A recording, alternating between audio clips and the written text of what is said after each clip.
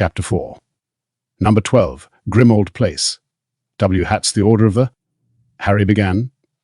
"Not here, boy," snarled Moody. "Wait till we're inside." He pulled a piece of parchment out of Harry's hand and set fire to it with his wand tip. As the message curled into flames and floated to the ground, Harry looked around at the houses again. They were standing outside number 11. He looked to the left and saw number 10. To the right, however, was number 13. "But where's—" "Think about what you've just memorized," said Lupin quietly. Harry thought, and no sooner had he reached the part about number 12, Grim Place, than a battered door emerged out of nowhere between numbers 11 and 13, followed swiftly by dirty walls and grimy windows. It was as though an extra house had inflated, pushing those on either side out of its way. Harry gaped at it. The stereo in number 11 thudded on. Apparently the muggles inside hadn't even felt anything. "Come on, hurry," growled Moody, prodding Harry in the back. Harry walked up the worn stone steps, staring at the newly materialized door. Its black paint was shabby and scratched.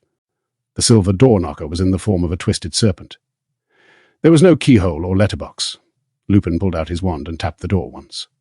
Harry heard many loud metallic clicks and what sounded like the clatter of a chain. The door creaked open. "Get in quick, Harry," Lupin whispered. "But don't go far inside and don't touch anything." Harry stepped over the threshold into the almost total darkness of the hall. He could smell damp, dust, and a sweetish, rotting smell. The place had the feeling of a derelict building.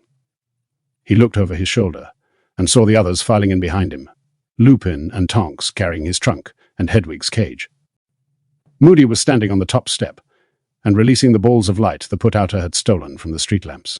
They flew back to their bulbs, and the square beyond glowed momentarily with orange light, before Moody limped inside and closed the front door, so that the darkness in the hall became complete. Here, he rapped Harry hard over the head with his wand. Harry felt as though something hot was trickling down his back this time, and knew that the disillusionment charm must have lifted. "Now stay still, everyone, while I give us a bit of light in here," Moody whispered. The others' hushed voices were giving Harry an odd feeling of foreboding. It was as though they had just entered the house of a dying person. He heard a soft hissing noise, and then old-fashioned gas lamps sputtered into life all along the walls, casting a flickering insubstantial light over the peeling wallpaper and threadbare carpet of a long, gloomy hallway, where a cobwebby chandelier glimmered overhead and age-blackened portraits hung crooked on the walls. Harry heard something scuttling behind. The baseboard, both the chandelier and the candelabra on a rickety table nearby, were shaped like serpents. There were hurried footsteps, and Ron's mother, Mrs. Weasley, emerged from a door at the far end of the hall. She was beaming in welcome as she hurried toward them, though Harry noticed that she was rather thinner and paler than she had been last time he had seen her. "Oh, Harry, it's lovely to see you," she whispered, pulling him into a rib-cracking hug before holding him at arm's length and examining him critically. "You're looking peaky. You need feeding up, but you'll have to wait a bit for dinner, I'm afraid." She turned to the gang of wizards behind him and whispered urgently, "He's just arrived. The meeting started." The wizards behind Harry all made noises of interest and excitement and began filing past Harry toward the door through which Mrs. Weasley had just come. Harry made to follow Lupin, but Mrs. Weasley held him back. "No, Harry, the meeting's only for members of the Order. Ron and Hermione are upstairs. You can wait with them until the meeting's over, and then we'll have dinner. And keep your voice down in the hall," she added in an urgent whisper. "Why?" "I don't want to wake anything up." 3. "Watch you. I'll explain later. I've got to hurry. I'm supposed to be at the meeting. I'll just show you where you're sleeping," pressing her finger to her lips. She led him on tiptoes past a pair of long, moth-eaten curtains, behind which Harry supposed there must be another door, and after skirting a large umbrella stand that looked as though it had been made from a sever troll's leg, they started up the dark staircase, passing a row of shrunken heads mounted on plaques on the wall. A closer look showed Harry that the heads belonged to house elves. All of them had the same rather snout-like nose. Harry's bewilderment deepened with every step he took. What on earth were they doing in a house that looked as though it belonged to the darkest of wizards? "Mrs. Weasley, why?" "Ron and Hermione will explain everything." "Dear, I've really got to dash," Mrs. Weasley whispered distractedly. There they had reached the second landing. "You're the door on the right. I'll call you when it's over." And she hurried off downstairs again. Harry crossed the dingy landing, turned the bedroom doorknob, which was shaped like a serpent's head, and opened the door. He caught a brief glimpse of a gloomy, high-ceilinged, twin-bedded room. Then there was a loud twittering noise, followed by an even louder shriek. And his vision was completely obscured by a large quantity of very bushy hair. Hermione had thrown herself onto him in a hug that nearly knocked him flat, while Ron's tiny owl, Pigwidgeon, zoomed excitedly round and round their heads. "Harry! Ron, he's here, Harry's here. We didn't hear you arrive. Oh, how are you? Are you all right? Have you been furious with us? I bet you have. I know our letters were useless, but we couldn't tell you anything. Dumbledore made us swear we wouldn't. Oh, we've got so much to tell you. And you've got to tell us the Dementors. When we heard. And that ministry hearing. It's just outrageous. I've looked it all up. They can't expel you. They just can't. There's provision in the decree for the restriction of underage sorcery for the use of magic in life-threatening situations. Let him breathe, Hermione, said Ron, grinning, closing the door behind Harry. He seemed to have grown several more inches during their month apart, making him taller and more gangly-looking than ever, though the long nose, bright red hair, and freckles were the same.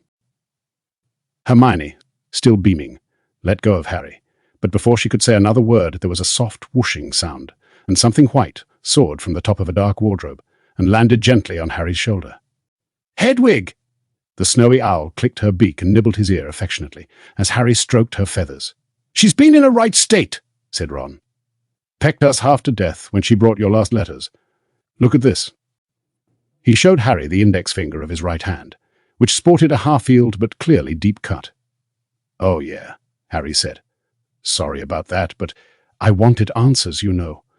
"We wanted to give them to you, mate," said Ron. Hermione was going spare. She kept saying you'd do something stupid if you were stuck all on your own without news. But Dumbledore made us. "Swear not to tell me," said Harry. "Yeah," Hermione's already said. The warm glow that had flared inside him at the sight of his two best friends was extinguished as something icy flooded the pit of his stomach. All of a sudden, after yearning to see them for a solid month, he felt he would rather Ron and Hermione left him alone. There was a strained silence, in which Harry stroked Hedwig automatically, not looking at either of the others. "He seemed to think it was best," said Hermione rather breathlessly. "Dumbledore, I mean—" "Right," said Harry. He noticed that her hands too bore the marks of Hedwig's beak, and found that he was not at all sorry. "I think he thought you were safest with the Muggles," Ron began. "Yeah?" said Harry, raising his eyebrows. "Have either of you been attacked by Dementors this summer?" "Well, no.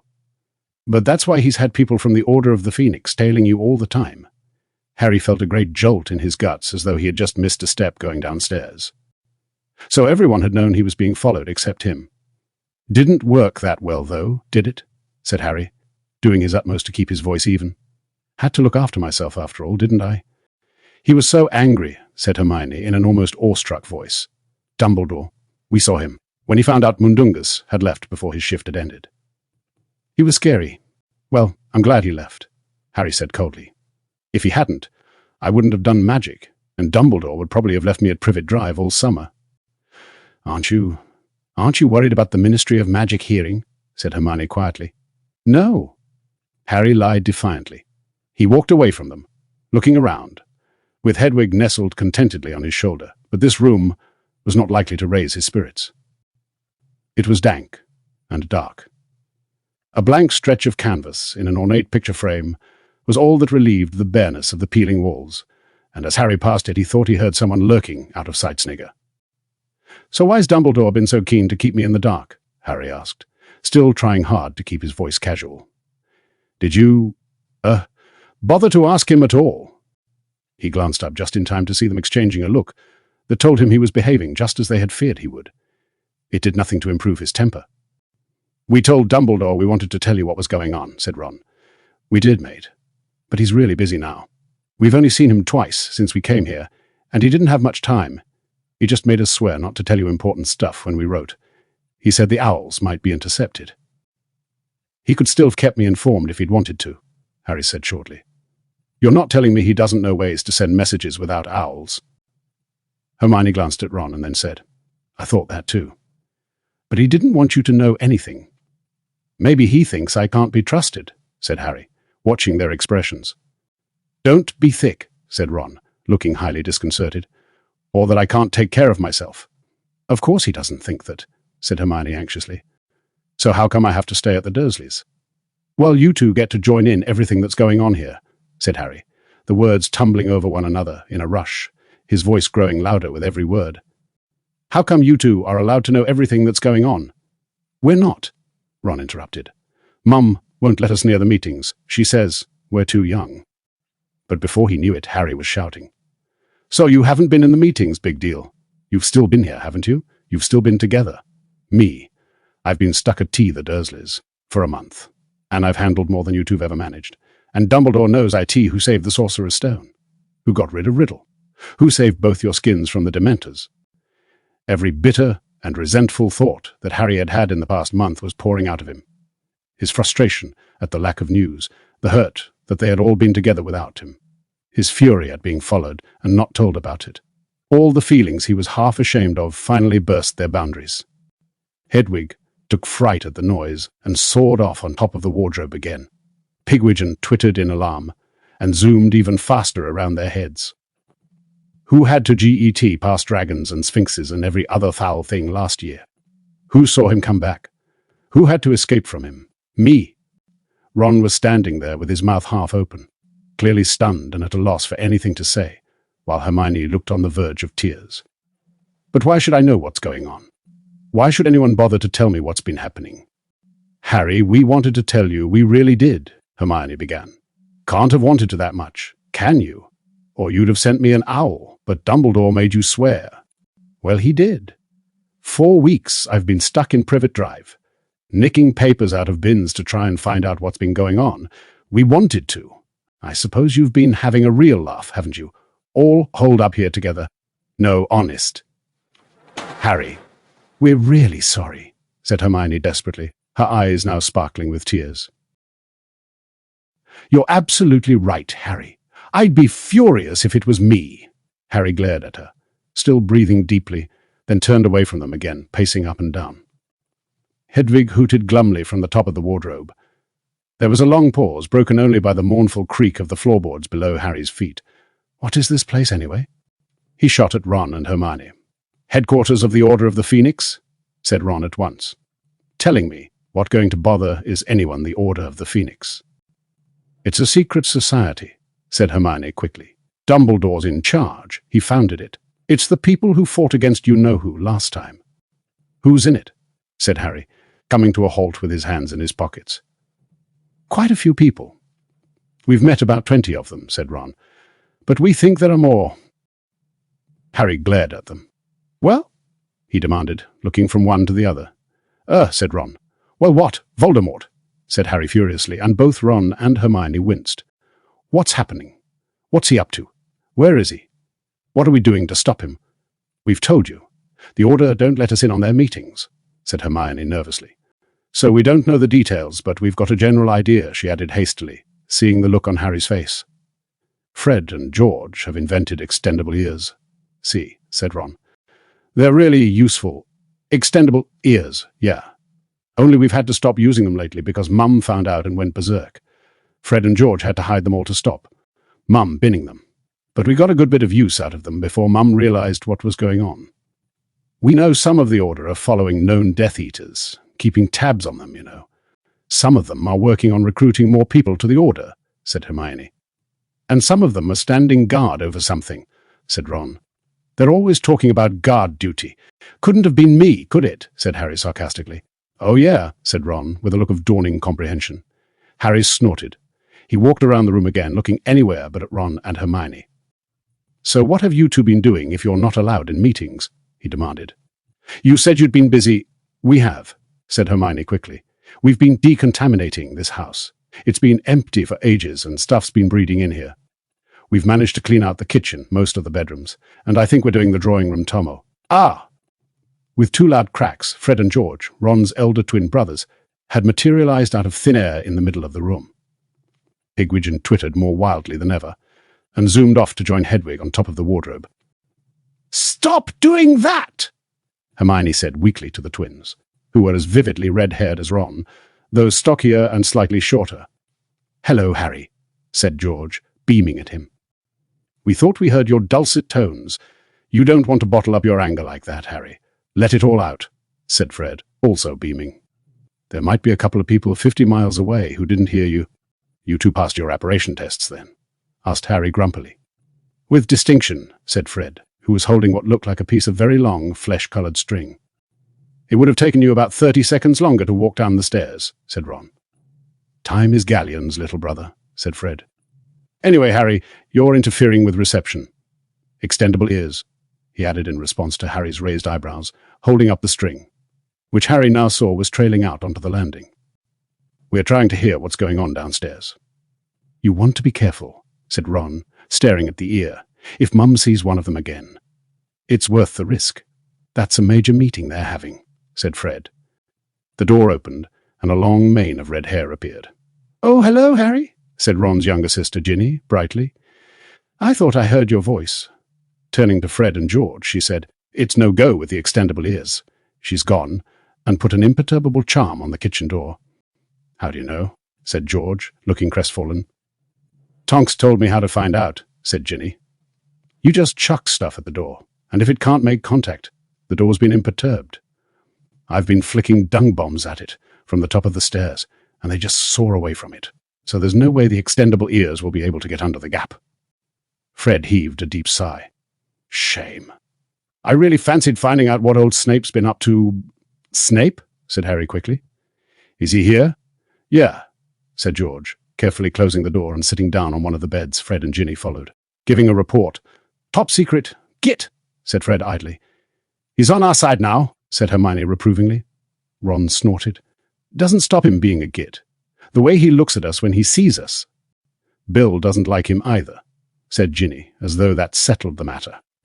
Harry was not sure his anger had abated yet, but his thirst for information was now overcoming his urge to keep shouting. He sank onto the bed opposite the others. "Is Bill here?" he asked. "I thought he was working in Egypt. He applied for a desk job so he could come home and work for the Order," said Fred. "He says he misses the tombs, but," he smirked, "there are compensations." "What do you mean?" "Remember old Fleur Delacour," said George. "She's got a job at Gringotts to improve her English, and Bill's been giving her a lot of private lessons," sniggered Fred. "Charlie's in the Order too," said George, "but he's still in Romania. Dumbledore wants as many foreign wizards brought in as possible, so Charlie's trying to make contacts on his days off." "Couldn't Percy do that?" Harry asked. The last he had heard, the third Weasley brother was working in the Department of International Magical Cooperation at the Ministry of Magic. At these words, all the Weasleys and Hermione exchanged darkly significant looks. "Whatever you do, don't mention Percy in front of Mum and Dad," Ron told Harry in a tense voice. "Why not?" "Because every time Percy's name's mentioned, Dad breaks whatever he's holding and Mum starts crying," Fred said. "It's been awful," said Ginny sadly. "I think we're well shut of him," said George with an uncharacteristically ugly look on his face. "What's happened?" Harry said. "Percy and Dad had a row," said Fred. "I've never seen Dad row with anyone like that. It's normally Mum who shouts." "It was the first week back after term ended," said Ron. "We were about to come and join the Order. Percy came home and told us he'd been promoted." "You're kidding," said Harry. Though he knew perfectly well that Percy was highly ambitious, Harry's impression was that Percy had not made a great success of his first job at the Ministry of Magic. Percy had committed the fairly large oversight of failing to notice that his boss was being controlled by Lord Voldemort. Not that the Ministry had believed that. They all thought that Mr. Crouch had gone mad. "Yeah, we were all surprised," said George, "because Percy got into a load of trouble about Crouch. There was an inquiry and everything. They said Percy ought to have realized Crouch was off his rocker and informed a superior. But you know Percy. Crouch left him in charge. He wasn't going to complain. So how come they promoted him?" "That's exactly what we wondered," said Ron, who seemed very keen to keep normal conversation going, now that Harry had stopped yelling.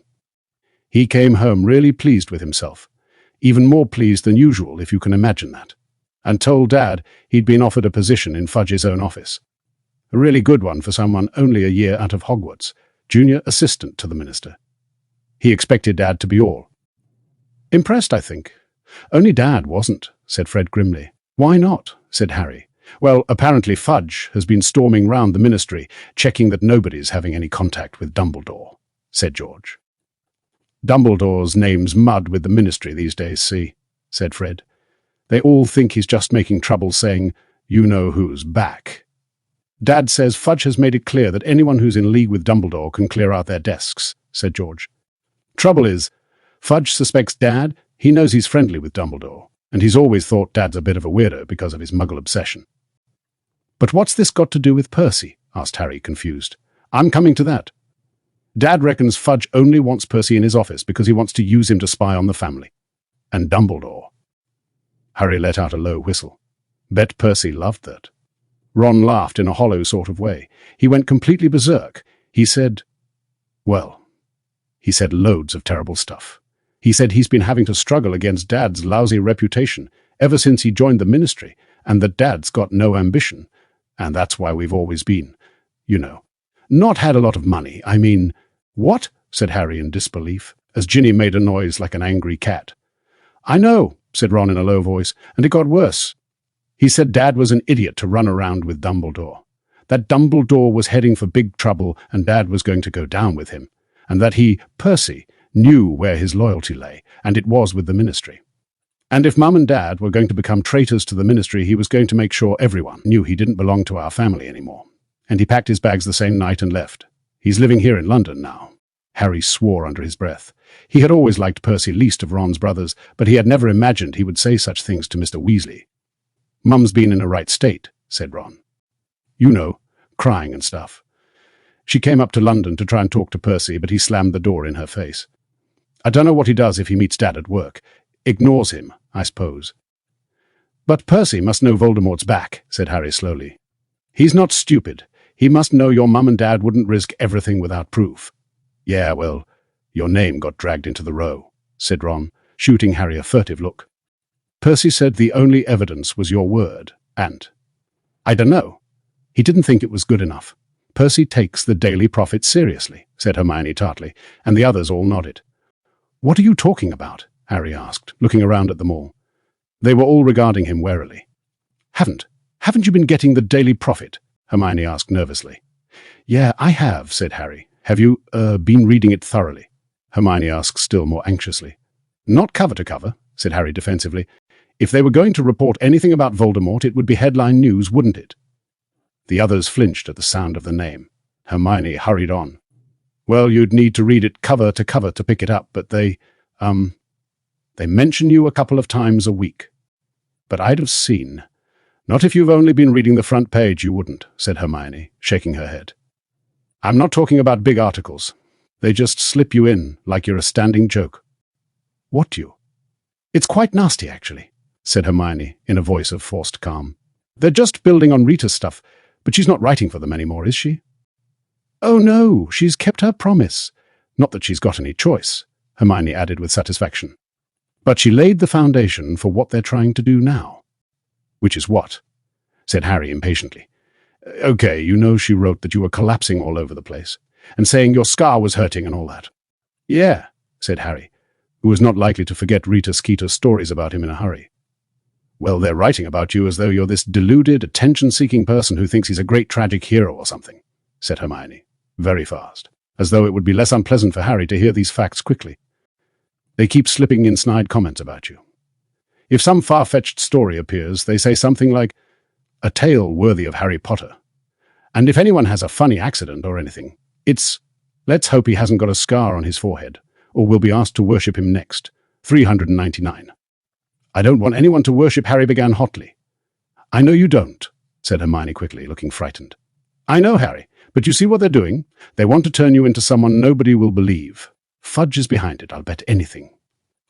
They want wizards on the street to think you're just some stupid boy who's a bit of a joke, who tells ridiculous tall stories because he loves being famous and wants to keep it going. I didn't ask, I didn't want. Voldemort killed my parents. Harry spluttered. I got famous because he murdered my family, but couldn't kill. Me? Who wants to be famous for that? Don't they think I'd rather it had never? We know, Harry, said Ginny earnestly. And of course, they didn't report a word about the Dementors attacking you, said Hermione. Someone's told them to keep that quiet. That should have been a really big story, out-of-control Dementors. They haven't even reported that you broke the International Statute of Secrecy. We thought they would. It would tie in so well with this image of you as some stupid show-off. We think they're biding their time until you're expelled. Then they're really going to go to town. I mean, if you're expelled, obviously, she went on hastily, you really shouldn't be. Not if they abide by their own laws. There's no case against you. They were back on the hearing, and Harry did not want to think about it. He cast around for another change of subject, but was saved the necessity of finding one by the sound of footsteps coming up the stairs. Uh-oh. Fred gave the extendable ear a hearty tug. There was another loud crack, and he and George vanished. Seconds later, Mrs. Weasley appeared in the bedroom doorway. The meeting's over. You can come down and have dinner now. Everyone's dying to see you, Harry. And who's left all those dung bombs outside the kitchen door? Crookshanks, said Ginny unblushingly. He loves playing with them. Oh, said Mrs. Weasley. I thought it might have been Creature. He keeps doing odd things like that. Now don't forget to keep your voices down in the hall. Ginny, your hands are filthy. What have you been doing? Go and wash them before dinner, please. Ginny grimaced at the others and followed her mother out of the room, leaving Harry alone with Ron and Hermione again.